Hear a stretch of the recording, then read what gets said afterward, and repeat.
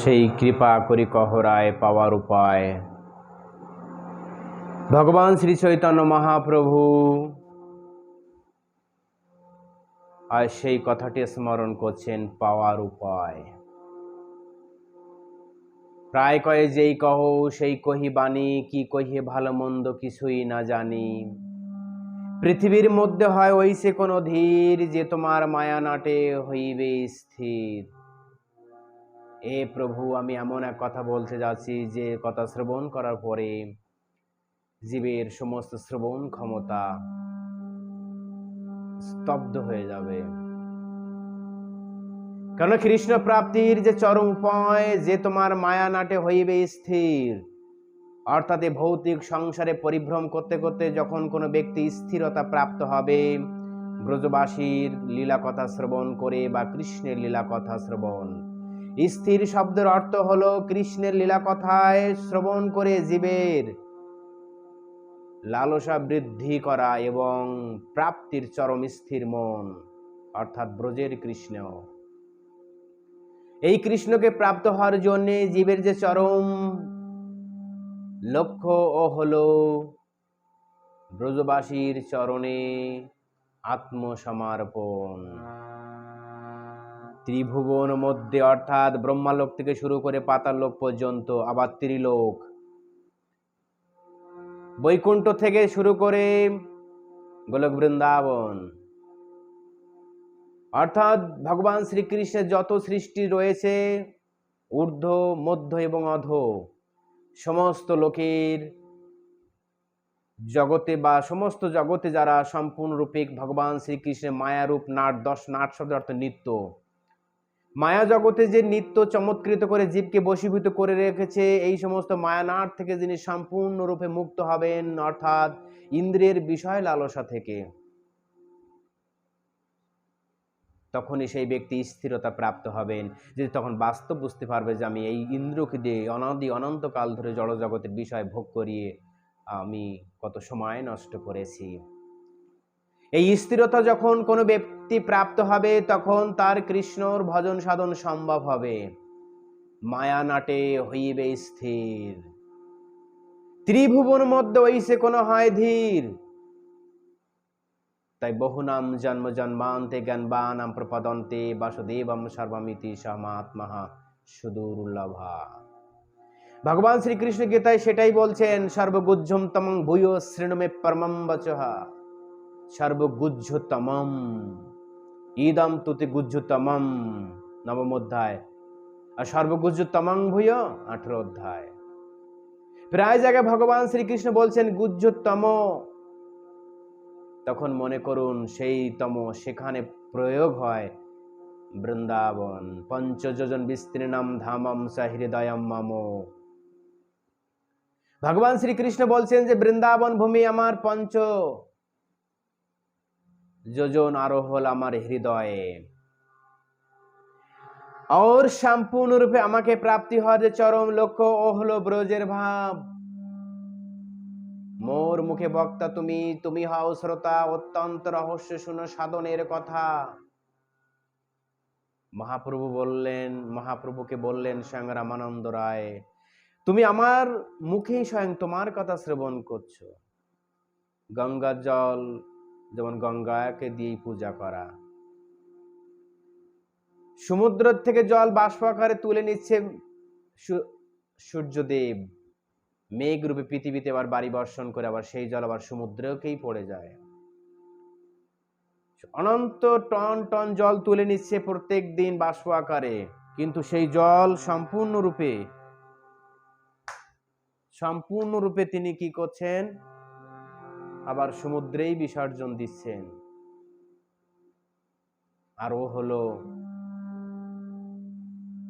সূর্যদেবের কার্যকলাপ। এই জন্য পৃথিবীর মধ্যে ওইসে কোনো হয় ধীর, যে তোমার মায়া নাটে হইবে স্থির। ব্যাস, সমুদ্রের জল আবার সমুদ্রে মিশয়। তদ্রূপ ভাবে ভগবান শ্রীকৃষ্ণের এই যে কথামৃত রামানন্দ বলছে আমার দ্বারা অসম্ভব, তাই মোর মুখের বক্তা তুমি, তুমি হও শ্রোতা, অত্যন্ত রহস্য শুনো সাধনের কথা। মেঘ সমুদ্র থেকে জল আকারে ধারণ করেছে, আবার সেই মেঘ আবার সমুদ্রেই বাড়ি বর্ষণ করে। তা ঠিক তদ্রূপ ভাবে ভগবান শ্রীকৃষ্ণ রামানন্দ রূপ মেঘে কৃষ্ণ কথামৃত রূপ প্রাপ্তির উপায় আধারিত করে দিলেন। আবার সেই রামানন্দ শ্রীমুখ থেকে অজস্র ধারায় তিনি আবার পান করলেন। কহরায় কহ শুনিতে পাই সুখে, অপূর্ব অমৃত নদী বহে তোমার মুখে। তোমার মুখ নয়, এজন্য অমৃত নদী বা ধারা, যে ধারা আমার শ্রবণেন্দ্রে প্রবেশ করে শশীতল করে দিল।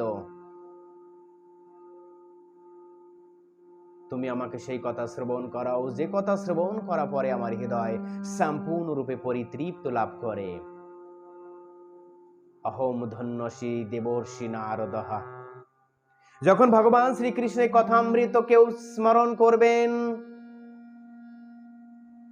এই ভাবধারার মাধ্যমে কৃষ্ণকে প্রাপ্তির চরম বিকাশ হবে, তখনই বুঝতে পারবে ভারতের কৃষ্ণ লীলা এই পটভূমি কত মাহাত্ম্যপূর্ণ।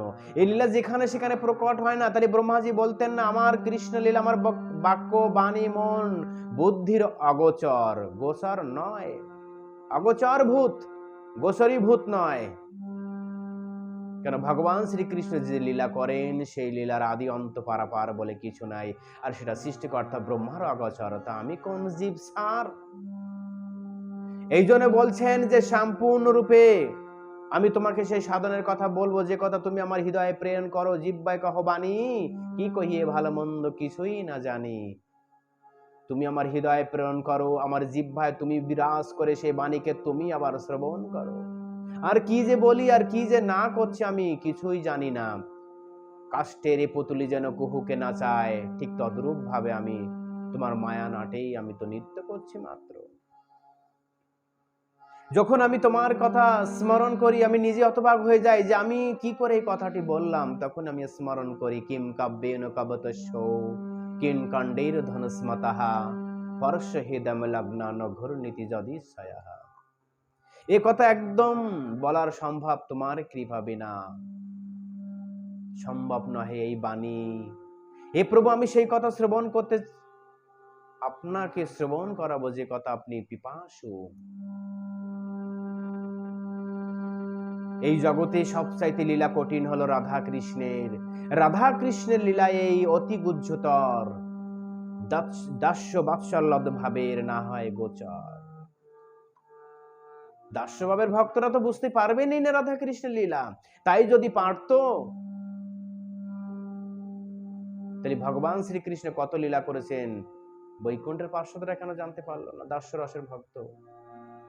মথুরায় এবং দ্বারকায় কৃষ্ণের ঐশ্বর্য মিশ্রিত মাধুর্য রসের ভক্তরা পর্যন্ত জানতে পারলো না কৃষ্ণের লীলা।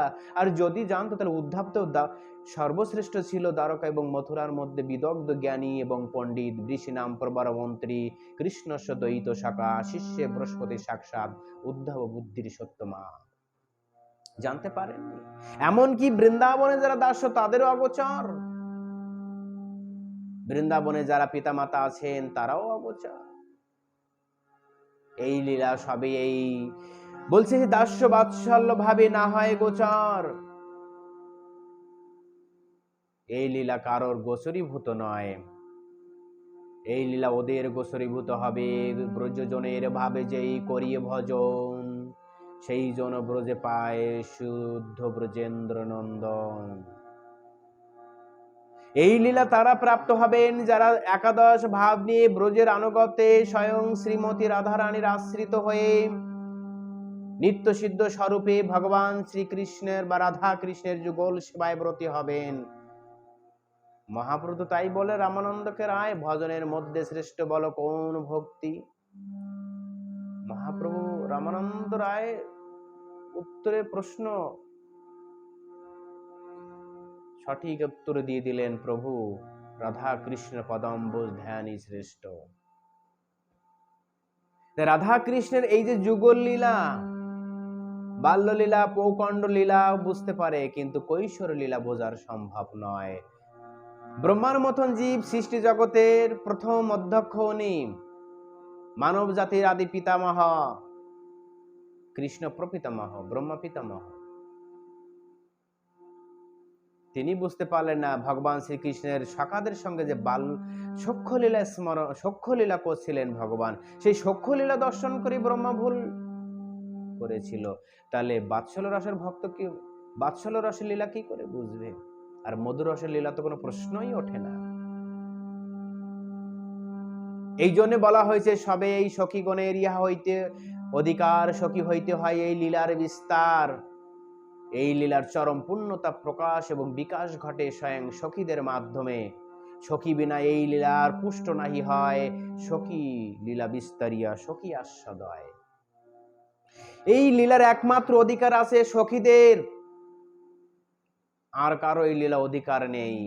কুঞ্জ লীলা, রাসলীলা, নৌকা বিহার লীলা, জলকেলি লীলা,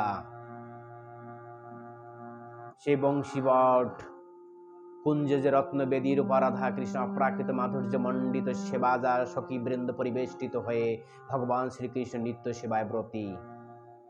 এই সেবা কারোর গোচরীভূত নয়। এই সেবা লীলা স্মরণ একমাত্র অধিকার সখীদের, আর সখীদের মাধ্যমে যদি কেউ লীলা স্মরণ করে তবে তারই এই মাত্র লীলার অধিকার আছে। এই দূরতিক্রমণীয় লীলাও সুদূর করে দিলেন, সুদূর প্রশস্ত করে দিলেন ব্রজ গোপিকারা। এই লীলার অধিকার তো কারণ নেই স্বয়ং শ্রীমতী রাধারানী এবং সখী মঞ্জরীদের ছাড়া। কিন্তু যদি এই লীলার কেউ অধিকার প্রাপ্ত হতে চায় তাহলে সখী মঞ্জুরির আবশ্যক আনুগত্য স্বীকার করা। আর যতক্ষণ না পর্যন্ত এই লীলা স্মরণ করছেন না কেউ সখীদের মাধ্যমে, এই সখীদের মাধ্যমে যে সর্বস্থিত একাদশ ভাব, আমি পরে সেটি বলবো যে একাদশ ভাবটা কি, আর একাদশ ভাব নেই কেন? রাধা কৃষ্ণের সেবা আনুগত্য হতে হবে মঞ্জুরি স্বরূপ সাধনার সিদ্ধ প্রণালী নিয়ে। একাদশ ভাব যার আছে, সিদ্ধ ব্রজের সিদ্ধ প্রণালী যার আছে, ব্রজের পরিবারের নাগরিকত্ব কার্ড যার আছে, এবং এই লীলার মাধ্যমে সম্পূর্ণরূপে স্থির হয়ে যিনি ভগবান শ্রীকৃষ্ণের সেবায় ব্রতী হয়েছে, রাধা কৃষ্ণের সেবায়, তিনি একমাত্র ব্রজের পার্ষদ বা ব্রজে তার গোপী জন্ম হতে পারে। আর ব্রজেই গোপী জন্ম হওয়ার জন্য সম্পূর্ণরূপে যে লীলা পরিস্ফুটিত হবে সেই হলো গোপীদের আনুগত্য। আর এই লীলা চরম পরিণতি হলো রাধা কৃষ্ণের সেবা। এই জন্য বলছেন সবেই সখীগণের ইহা অধিকার, সখী হইতে হয় এই লীলার বিস্তার। একমাত্র এই লীলার অধিকার সখীদের, আর সখী ছাড়া এই লীলাকার অধিকার নেই। আর সখীরা যদি কারো অনুমতি দেন, পারমিশন দেন, ভজন সাধন করার মার্গ প্রশস্ত করেন, তবে সেই ব্যক্তি এটা কীর্তন করতে পারে। অনেকে বলে আমি তো ব্রজের ললিতা সখীর আনুগত্যে আছি, কিন্তু ললিতা সখীর আনুগত্য তোমার নাম কি? তোমার ব্রজের সিদ্ধ প্রণালী কি? তুই ব্রজে কোন পরিবারের সদস্য? তোমার বয়স কত? তোমার নাম কি? তোমার গুণ কি? তোমার সেবা কি? তোমার আনুগত্য কি? তোমার বাসস্থান কি? তোমার সিদ্ধ প্রণালী কি? বলতে পারবে না, কারণ তার গুরুদেব আর তাকে দেননি। শুধু এটাই জানিয়ে দিয়েছে যে তুমি রাধা কৃষ্ণ ভক্ত, ব্যাস। এ তো যে কোনো ব্যক্তি হতে পারে, এ তো একটা মূর্খতা মাত্র। এতে মহাপ্রভু খুশি নন। এই জন্য রামানন্দ রায়কে বললেন তুমি আমাকে সেই কথা বলো। মহাপ্রভু অনেক ক্ষেত্রে বলেছেন, কিন্তু মহাপ্রভু আজ ক্লিয়ার করে দিলেন যে কিভাবে কৃষ্ণের কাছে যেতে হবে। সখী বিনা এই লীলার পুষ্ট নাহি হয়, সখী লীলা বিস্তারিয়া সখী আস্বাদয়। সখী ভাবে যেই তারে করে অনুগতি, রাধা কৃষ্ণের কুঞ্জ শিবা সাধ্য সেই পায়, সেই সাধ্য পাইতে কার নাহি উপায়। এখানে ক্লিয়ার হয়ে গেল যে সখী বিনা এই লীলার পুষ্ট নাহি হয়, বা সখী বিনা এই লীলার অন্যের নাহি গতি। সখী ভাবে যেই তারে করে অনুগতি। বন্ধুগণ, এই ক্লাস শুনতে অনেকের কঠিন লাগবে, কিন্তু বাস্তব সত্যি। আপনার সাধন প্রণালী নেই তাই বলে এটা মিথ্যা নয় যে কৃষ্ণ ধামে পাওয়ার জন্য এটা সত্য আমাদের মেনে নিতে হবে না। আমার গুরুদেব যা বলেছে সেটাই। গুরুদেবকে জিজ্ঞাসা করুন রাধাকৃষ্ণের সেবার সিদ্ধ প্রণালী কি। নিত্য সিদ্ধ দেহে করে ভাবন অষ্টদাস লীলাকা, যে বিশেষ স্মরণ অষ্টকা লীলা স্মরণ, নিত্য সিদ্ধ স্বরূপ প্রণালী নিয়ে। এটি হলো রাধাকৃষ্ণের স্মরণ লীলা। সাধন স্মরণ লীলা ইহাতে না কর হেলা, নিজ অন্তরে নিজ সিদ্ধ দেহ করিয়া ভাবন, রাত্রে দিন চিন্ত রাধা কৃষ্ণের চরণ। এই হলো সেই নিত্য, যেটা বলছে না, নিত্য সিদ্ধ দেহ ভাবন করো। নিত্য সিদ্ধ মানে ওই যে একাদশ ভাব, ওই সিদ্ধ প্রণালী ভাবে স্মরণ করো মানসিক। যা মহাপ্রভু বললেন রঘুনাথ দাস গোস্বামীকে, ব্রজ অষ্টকাল সে লীলা মানসে করিবে, মানস শব্দ তো মন স্মৃতি পটে, হৃদয় অভ্যন্তরে স্মরণ করো সেই মানস ব্রজের লীলা। এই লীলা স্মরণ করতে করতে করতে করতে তোমার হৃদয় অভ্যন্তরে প্রকাশিত হওয়ার পরে বাহির জগতে প্রকট হয়ে যাবে। ঠিক যেমন ধ্রুব মহারাজ ভগবান শ্রীকে চতুর্ভুজ রূপে দর্শন করেছেন হৃদয়ে, তারপরে বাইরে প্রকট হয়ে গেল ভগবান। তো সখী বিনা এই লীলার অন্যের নাহি গতি। বন্ধুগণ, এ তো কীর্তন করলে তো অনেকক্ষণ ধরে চলতেই থাকবে, কিন্তু এই শিলার চরম বৈষম্যতা হলো একটাই, যে সখী ভাবে যেই তারে করে অনুগতি, রাধা কৃষ্ণের কুঞ্জ সেবা সাধ্য সেই পায়, সেই সাধ্য পাইতে কার নাহি কেউ পায়। এই সাধ্য প্রাপ্ত হওয়ার জন্য সবচাইতে চরম পরিণতি হলো ব্রজের দাস্য ভাব নয়, ব্রজের সখ্য ভাব নয়, ব্রজের বাৎসল্য ভাব নয়, ব্রজের মধুর ভাব। রাধা কৃষ্ণের কুঞ্জ সেবা ওই ব্যক্তি পাবেন সখী বিনা, সখী বিনা ছাড়া পাওয়া যাবে না। অর্থাৎ সখী বিনা এই লীলার অন্যের নাহি গতি।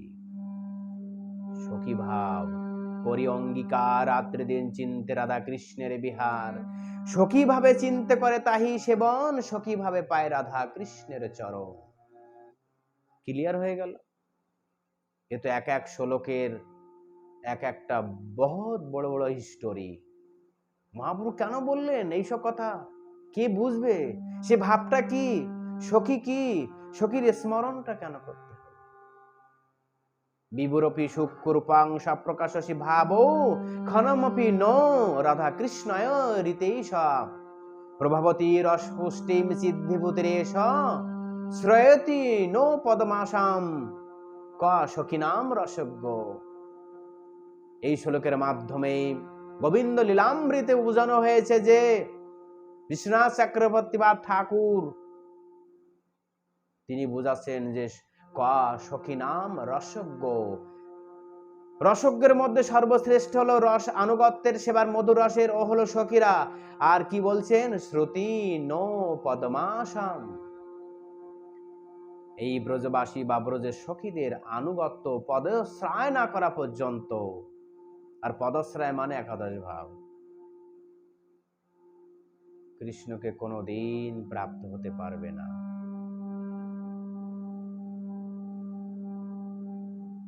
এই জন্যে চরম যে পরিণতি, ব্রজের যে সেবা, ব্রজের যে ভাব, মহাপ্রভু বলছে না ব্রজজনের ভাবে যেই করিয়ে ভজন, সেই জন ব্রজে পায় শুদ্ধ ব্রজেন্দ্র নন্দন। ব্রজ ভাব বিনা ঐশ্বর্য জ্ঞানে ভজিলে নাহি পায় ব্রজেন্দ্র নন্দনে। পাওয়া যাবে না ব্রজেন্দ্র নন্দন শ্রীকৃষ্ণকে, পাওয়া যাবে না। মহামন্ত্র জপ করে বৈকুণ্ঠে যাওয়া যেতে পারে, গোলক বৃন্দাবনে কৃষ্ণ সে পাওয়া যেতে পারবে না। কেন? আমি বলি, লক্ষ্মী দেবী স্বয়ং বৈকুণ্ঠ মহাবৈকুণ্ঠ পরিত্যাগ করে দিয়ে, তার সতী টাইটেল ছিল নারায়ণের স্ত্রী সাকিয়া, সেই নারায়ণকে পরিত্যাগ করে দিয়ে কৃষ্ণকে ভজনা করার জন্য তো বৃন্দাবন আসলো ভান্ডির বনে। সেখানে এসে তিনি কৃষ্ণের নাম জপ করেছিলেন, কিন্তু কৃষ্ণকে পাননি। কেন পাননি? তিনি ব্রজ গোপিকাদের আনুগত্য স্বীকার করেননি। তাই কৃষ্ণ নাম জপ করতে পারে। ভগবান মহাপ্রভু বলছেন, আমাকে যে ভজনা করে সে আমার ভক্ত নয়, আমার ভক্তের যে ভজনা করে সেই আমার ভক্ত। তা আমার ভক্তের মধ্যে সর্বশ্রেষ্ঠ ভক্তা চূড়ামণি স্বরূপিনী স্বয়ং শ্রীমতী বৃষভানু নন্দিনী রাধারানী। এই হলো ভক্তা শিখরিণী চূড়ামণি স্বরূপা। যতদিন পর্যন্ত এই শিখা চূড়ামণি স্বরূপিনী ব্রজ বিলাসিনী ব্রজ রসিক শিরোমণির আনুগত্যে যুগল কিশোরী শ্রীমতী রাধারানীর আশ্রয় না করবেন, যুগল বিলাস স্মৃতিসার না করবেন, অর্থাৎ বৃষভানু নন্দিনীর পদাশ্রয় না করবেন, ব্রজজন ব্রজপুর বনিতার চরণাশ্রয় সার করমন একান্ত করিয়া, অন্য বল গন্ডগোল না শুনো উত্তরোল রাখো প্রেম হৃদয়ে ভরিয়া। নরোত্তম দাস ঠাকুর, এই হলো পদাশ্রয়। এই হলো ভক্ত। বলে না ভক্ত, ভগবান অনেক জায়গায় বলেছেন আমার ভক্ত শ্রেষ্ঠ। কোন ভক্ত আমার? সেই তখন আপনারা উদাহরণ দিয়ে এটাই সেখানে ভগবান বোঝাতে চেয়েছেন যে আমার ব্রজের ভক্ত শ্রেষ্ঠ। ত্রিভুবনের মধ্যে আমার যত ভক্ত আছে ব্রজবাসীদের উপরে শ্রেষ্ঠ ভক্ত আমার এই জগতে আর কেউ নেই। এই জন্য তিনি স্মরণ করছেন যে ব্রজবাসীর মধ্যে বা আমার অনন্ত ভক্তের মধ্যে সর্বশ্রেষ্ঠ ভক্ত চূড়ামণি স্বরূপা ব্রজবিলাসী স্বয়ং শ্রীমতী রাধারানী। যতক্ষণ না পর্যন্ত জীব এই ব্রজবাসীর সখী মঞ্জুরি আনুগত্য না নিচ্ছেন এবং একাদশ ভাব না নিয়ে ব্রজের সিদ্ধ স্বরূপ প্রণালী না নিয়ে আমাকে ভজনা করছেন, আমাকে সে কোনো দিন পাবে না। অর্থাৎ বাইরে ভিতরে যাবে গোপী দেহ পাইল, সেই দেহে কৃষ্ণের সঙ্গে রাস ক্রীড়া কইল। দেবী বা অন্য স্ত্রী কৃষ্ণ না করে অঙ্গীকার, লক্ষ্মী চায় সেই দেহে কৃষ্ণের সঙ্গম। লক্ষ্মী যেহেতু ব্রজগোপীর আনুগত্য স্বীকার করেননি, বাইরে গোপী ভিতরে গোপী, গোহি ইন্দ্রিহি কৃষ্ণ রসামৃতম পিবন্তি ইতি গোপী। যারা সম্পূর্ণরূপে বাইরে গোপী ভিতরে গোপী, গোপী কোনো সাধারণ টাইটেল নয়, এ ঐতিহাসিক টাইটেল, এ সম্পূর্ণ ব্রজের সিদ্ধ প্রণালী। যখন কোনো ব্যক্তি সাধনা করবেন, সাধিতে সাধিতে যাবে প্রেমাঙ্কুর হবে, সাধ্য সাধন তত্ত্ব বুঝিবে সে তবে, সেই ব্যক্তি বুঝতে পারবেন। বন্ধুগণ, এই ক্লাসটি যদিও একটু দীর্ঘস্থায়ী হয়েছে, তবু আপনার স্মৃতিপটে যে সমস্ত ধারণা ছিল সম্পূর্ণ ডিলিট হয়ে যাবে। আর যদি কোনো ব্যক্তির এই ক্লাসের উপর কোনো প্রশ্ন থাকে অবশ্যই আমাকে জানাতে পারে। আমি আরো বিস্তারিত রূপে গোস্বামীদের গ্রন্থ থেকে তার পরিপূর্ণরূপে ভাবধারা বা ক্লাস দেওয়ার চেষ্টা করব, যা ভগবান শ্রী চৈতন্য মহাপ্রভুর মনের ভাব। উজ্জ্বল নির্মলী গ্রন্থ, ভক্তিরসামৃত সিন্ধু ফুল কপি এবং রসগ্রন্থ আমাদের গোস্বামী বৃন্দ যা লিখেছেন, লীলাস্মরণ অষ্টকাল আদি, সেই সমস্ত গ্রন্থ থেকে সম্পূর্ণ ক্লাস দেওয়া হবে যে একাদশ ভাব কি। তা আগামী নেক্সট আমরা ক্লাসে আসবো যে একাদশ ভাব নিয়ে ব্রজের। জয় শিলা প্রভুপাদ।